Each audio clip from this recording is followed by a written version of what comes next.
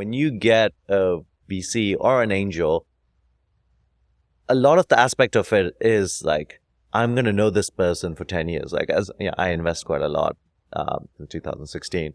And like, I talk to someone, I'm like, okay, I'm when I invest in something, I'm basically making like an implicit promise that if they email me or they want a meeting or something, like I will talk to them, right? Obviously, if I'm busy, it's different, but that's like a big commitment to make to someone.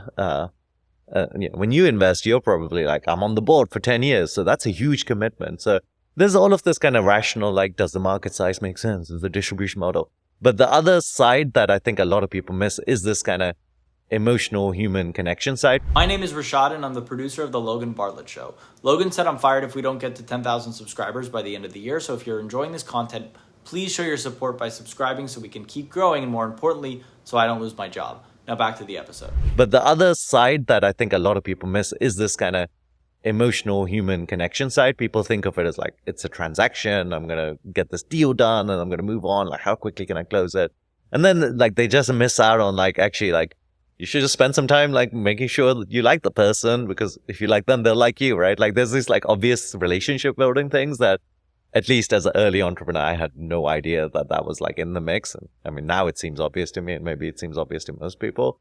But just spend a bit of time going like, who is this person? Like, why would they like me? And like, not game it, like be authentic about it. So I would say that's like the biggest step. I think the second thing that I think is, it's kind of related to this. I'm an engineer, right? So like my base instinct is to be very rational and like give the facts and walk away. So like a lot of my learnings from fundraising are like trying to unlearn my engineering instinct. And the second thing is just like how much the story matters. And it's like, how do you weave the emotional story? It's like, okay, like even these questions about like, what's the origin story? And like, what is your motivation? And like, how are you going to like go from like, if you think about like startup investing at early stages, it's kind of crazy, right? Like I talk to some person, they have nothing. They're generally actually quite inexperienced in that space. And now they're telling me a promise that they're going to, in 10 years time, sell $1 billion company, right? It's a crazy kind of bet that people are making. And there's no amount of logic that gets you to, I'm going to be doing 100 million in revenue from zero today. Like the actual thing that gets you there is the story and the emotion around the story. It's like, how passionate do they get about it?